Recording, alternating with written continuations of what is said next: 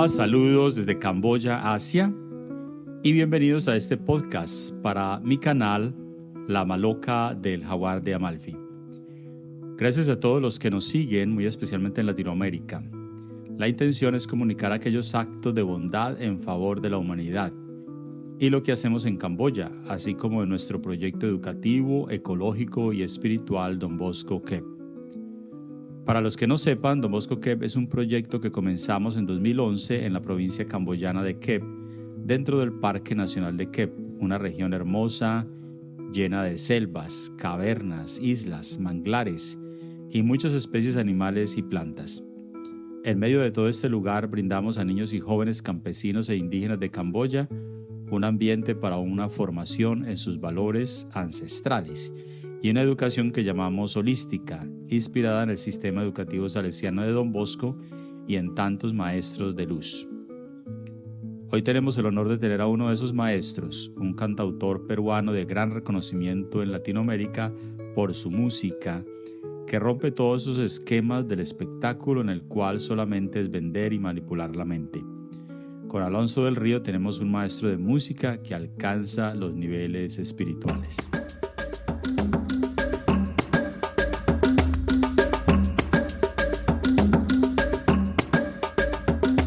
Alonso del Río trasciende el arte mismo y llega a los niveles de la espiritualidad, una que no es expresada solamente en ritos y rezos o en las creencias en dogmas incomprensibles, sino en una vida misma llena de experiencias trascendentales, que bebe de la sabiduría ancestral, como la de los pueblos aborígenes de las Américas.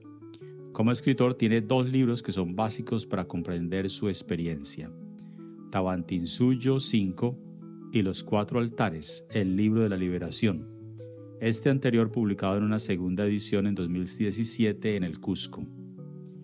Finalmente, Alonso ha producido una película que completa el libro, Los 4 altares, y que fue todo un proyecto de producción que reunió artistas y técnicos de varios países, entre ellos el célebre actor mexicano Damián Alcázar, la española Silke Klein y otros profesionales del mundo del cine.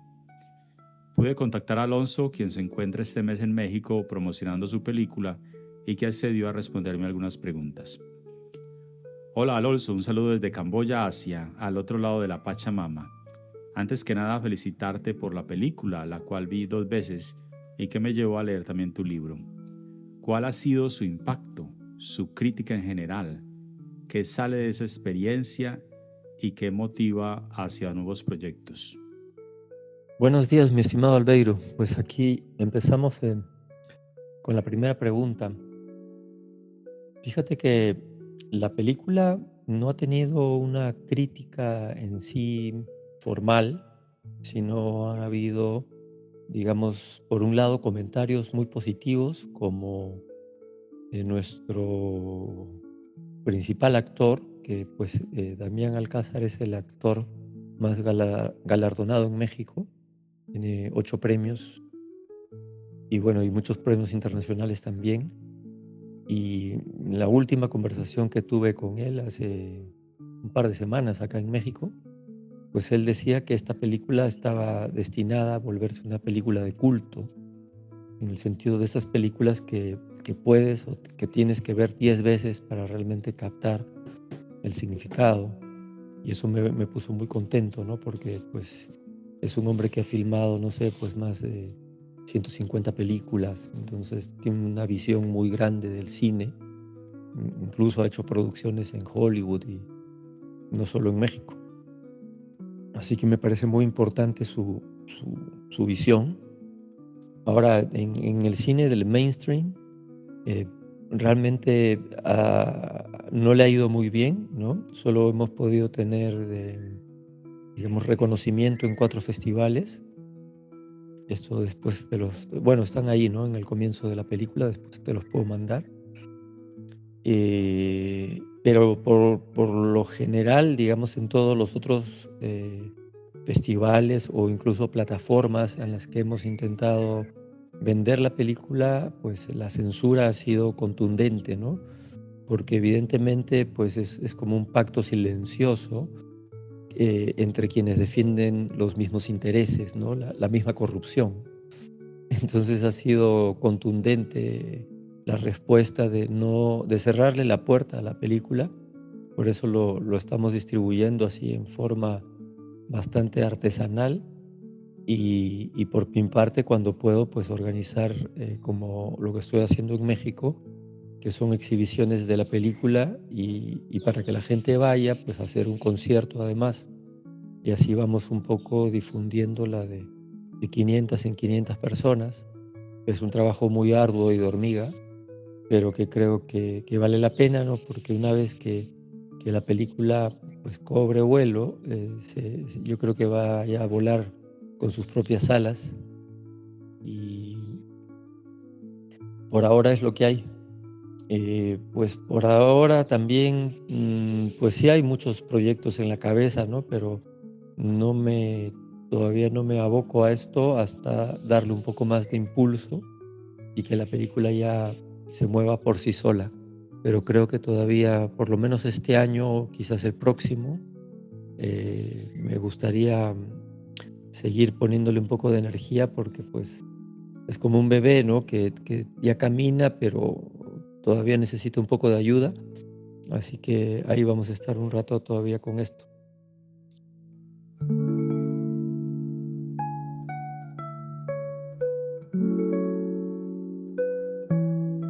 Lo segundo tiene que ver con el tema del medio ambiente, cambio climático y algo muy delicado como es la continua destrucción del medio ambiente, que es bien claro en la película. Aquí en Camboya y en el sudeste asiático, que yo llamo la selva hermana de la Amazonía, se viven las mismas cosas denunciadas en la película. Es importante que en la película se habla de estos personajes que están detrás de tanta explotación y violencia, ávidos de poder, tema del tercer altar, el fuego. Hay una invitación a esas personas a un despertar. ¿Piensas que personas involucradas en tanta destrucción e inconsciencia escuchan el mensaje que hay esperanza? Pues en estos tiempos sí es cierto que los problemas son globales, ¿no? Que lo mismo está pasando en Colombia, sacando el oro, en Brasil, en Bolivia, Perú, toda la Amazonía, y no me extraña, ¿no? Que sea lo mismo en Asia o en África o las selvas de Borneo. O sea, es un poco esa mentalidad totalmente irresponsable, extractivista, colonialista, que pues no tiene ninguna medida para calcular el impacto negativo que hace en el planeta y que solo busca resultados inmediatos, ¿no? Como enriquecerse y punto. Entonces, pues yo más que pensar en que las personas que están totalmente comprometidas y corruptas, digamos, con el manejo de la información, el mensaje está dirigido más hacia las personas más comunes, ¿no? Como tú, como yo, pero hay miles de personas, millones de personas en el mundo que pues son un poco, están representados a través del personaje Anaterra, que es una persona común que aspira a lograr dinero, lograr fama, y en esta loca carrera pues no se da cuenta de a qué está apoyando, ¿no? Dónde está poniendo su energía, la clase de persona que es su jefa, y como su jefa pues tiene negocios directos y vínculos directos con la mafia, ¿no? Y evidente pues que pues es una denuncia muy fuerte a cómo se maneja actualmente pues los medios de comunicación, ¿no?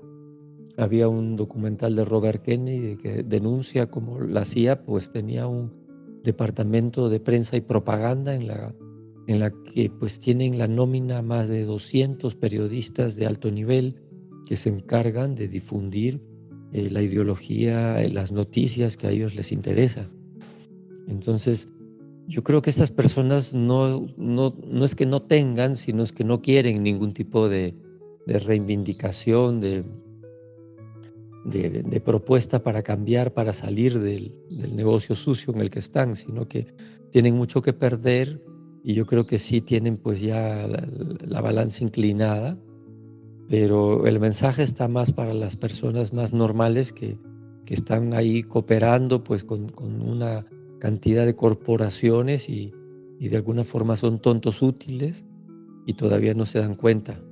Así que más va por ahí la intención.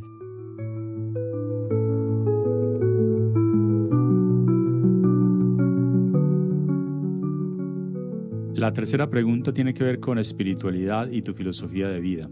Tienes 50 años de camino y se siente tu misión de compartirlo. Es una espiritualidad muy rica y se basa en la conciencia y el despertar de esa conciencia. En todas tus entrevistas ese es tu tema central. Es un tema muy amplio y se ve la inspiración en muchas otras fuentes. La idea de Dios me parece esencial en tu pensamiento. Dijiste que Dios es visto por la experiencia de cada quien. Palabras más, palabras menos. Eso nos pone frente al tema de la religión, la cual es una institucionalidad que no necesariamente es trascendental y que por el contrario puede llegar a ser tan mundana como intervenir en la historia de los pueblos apoyando al poder, como hemos vivido en las Américas con la llamada doctrina del descubrimiento. Pero ¿qué piensas del pensamiento de un papa como Francisco y por ejemplo el sínodo Querida Amazonía? ¿Piensas que hay un despertar de la conciencia ahí? En lo personal tengo mi idea y siento que hay mucho por hacer. Si tuvieras que darle una charla a los más altos jerarcas de la Iglesia Católica, ¿qué les dirías? Pues desde el punto de vista de los 4 altares, digamos que es una secuencia de niveles de evolución, de niveles de conciencia. Las religiones están ocupando, digamos, el espacio del segundo altar, en la medida que es todavía un pensamiento prerracional, eh, ya que está determinado básicamente por dogmas. Ya no importa cuál religión, puede ser judaísmo, islamismo, budismo, hinduismo, cristianismo. Son todas las religiones que están finalmente, te vas a encontrar con dogmas que son inamovibles, que pues o los aceptas o no los aceptas. Entonces, esta forma de pensamiento o este tipo de institución, yo creo que pues sí cumplió una misión muy importante en la evolución humana, pero que ya representa pues una seria barrera para que las personas avancen hacia el siguiente altar, dejen, digamos, este tipo de creencia bastante primitiva y tengan una vivencia, una experiencia y la posibilidad de replantearse, ¿no?, el concepto que tienen de Dios. Y yo creo que por ese lado vamos mucho más avanzados, ¿no?, en el sentido de que solo lo similar puede ver lo similar. Para la mayoría de las religiones, pues Dios es un concepto que se aprende, que se estudia en un libro, hay una definición y no hay una experiencia directa, ¿no? Lo que hay es una experiencia de las emociones y eso me parece que es una confusión muy grave porque las emociones son como flor de un día. En un momento la persona religiosa te ama y en el siguiente te puede matar, simplemente por contravenir sus ideas. Entonces creo que hay mucha confusión en el tema de las religiones y sí creo que hay una propuesta muy clara que sin dejar de lado la relación con lo divino, avanza hacia un paso más en la evolución humana. Por otro lado, ¿qué le diría a la Iglesia Católica? Pues que evidentemente regresáramos, ¿no?, al pensamiento original de Jesús, un pensamiento fundamentalmente orientado a enseñar y a servir a la gente más necesitada, que él nunca se alió con el poder, ¿no?, que al contrario fue extremadamente crítico y no le tembló la voz para denunciar todos los abusos de los fariseos y los escribas, es decir, digamos, los religiosos y los políticos de esa época, y que bien le haría al mundo, ¿no?, al pueblo entero, pues tener una iglesia que empiece a representar los intereses de la gente y que no esté aliada de los grandes poderes económicos y de las grandes corporaciones. Yo creo que, pues, modulando ese discurso, simplemente diciendo, volviendo a las enseñanzas originales de Jesús, que evidentemente se las han saltado, ¿no?, y que las han enterrado porque son sumamente incómodas, ¿no?, para gente que está totalmente acostumbrada a lujos y privilegios. Bueno, llegamos ya a la última parte de nuestro podcast. Gracias, Alonso, por estar acá, ¿no?, con nosotros desde México hasta Camboya. Bueno, mira, me fascina mucho el tema que está relacionado con la educación. Aquí trabajamos con niños y jóvenes también. Y he visto tu proyecto allá en el Perú, ¿no? Con niños indígenas. Uno de los temas que insisto es que los niños tengan el derecho a recibir educación ancestral, más allá de una educación oficial que lava el cerebro y mantiene justamente esa conciencia dormida para crear esclavos del sistema. Tenemos en el Brasil el autor Paulo Freire que nos habla mucho en esta línea, ¿no? ¿Podrías hablar un poco de esto, de la educación de los niños y jóvenes hacia esa conciencia? Habla de tu experiencia en este campo, que es un tema de mucho interés. Pues sí, lo de la educación también me parece un tema importantísimo, ¿no? Eh, pues yo creo que de alguna forma todo empieza, el sistema moderno empieza a estructurarse, a cuajar, digamos, a principios del siglo XX, ¿no? Cuando de pronto, pues, los llamados varones, ¿no? de Estados Unidos, ¿no? Rockefeller y JP Morgan y había otro magnate del acero que se dan cuenta pues que la sociedad debería moldearse a través de la educación y inmediatamente pues ellos tomaron control de las grandes universidades en Estados Unidos y un poco a partir de ahí es que se gesta toda esta alianza, ¿no? Entre pues las universidades, las farmacéuticas, y encuentran pues el negocio perfecto, ¿no? De cómo enfermar y cómo curar y bueno, cómo aliviar a la gente y volverla adicta de por vida. Y así las universidades pues no dejaron de pertenecer, digamos, o de representar las instituciones en las cuales se enseña a pensar a los alumnos, sino que se vuelve todo lo contrario, no parte de la maquinaria del sistema para fabricar piezas específicas, especiales, ad hoc para el sistema, que no tengan pensamiento crítico y que simplemente se sometan a los intereses de las corporaciones. Y en consecuencia, pues con el tiempo los colegios se volvieron un reflejo de esto, ya que para entrar a estas universidades ya tenías que estar de alguna forma premoldeado.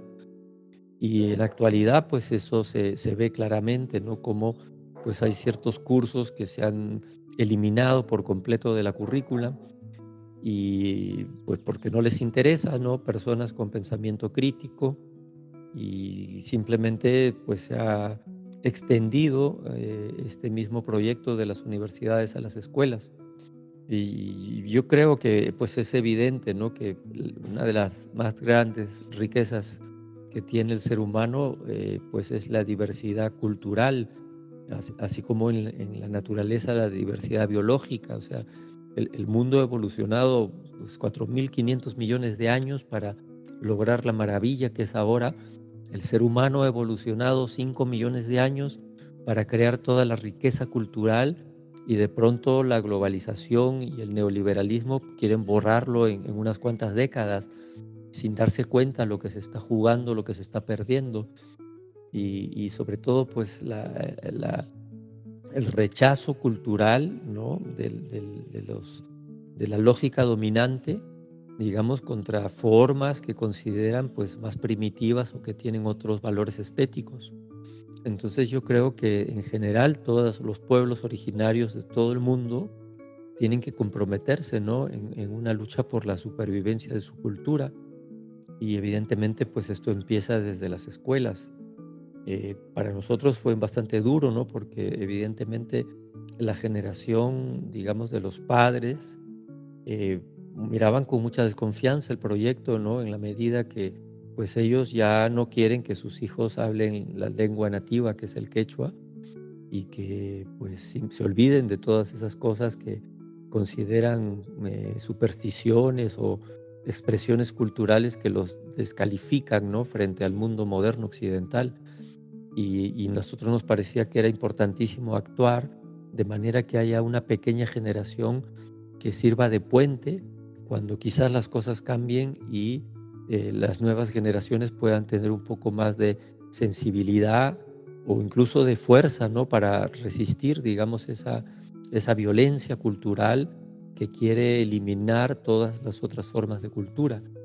En ese sentido, pues nos dimos cuenta, ¿no? Como que todo el sistema educativo pues estaba totalmente equivocado, ¿no? Basado en una educación memorística, en una disciplina vertical, y a nosotros nos parecía, pues, desde la experiencia que tenemos con las plantas, que las emociones, pues, son el vehículo más apropiado para relacionarse y de una forma, pues, que te permite, pues, lograr la perfecta horizontalidad cuando es el momento y también ejercer la verticalidad y aprender a asumir roles, ¿no?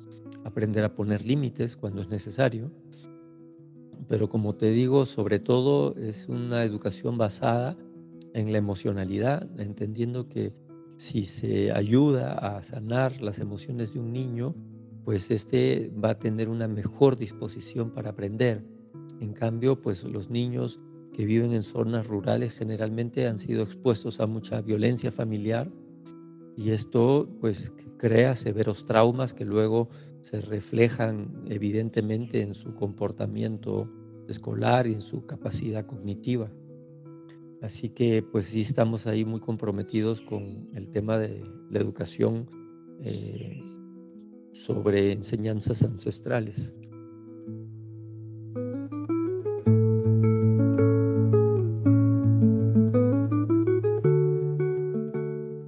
Muy bien, un gran agradecimiento, Alonso, por tu tiempo, por estar acá en este pequeño espacio internacional, ¿no? de la lejanía.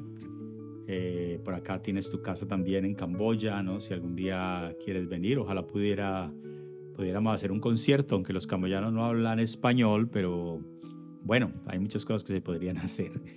Muy bien, yo los invito a todos los que siguen este podcast a ver la película en streaming. Vale la pena además porque también al verla se está apoyando a los niños y a los jóvenes del Perú y también la protección de la reserva ecológica en la Amazonía, ¿no?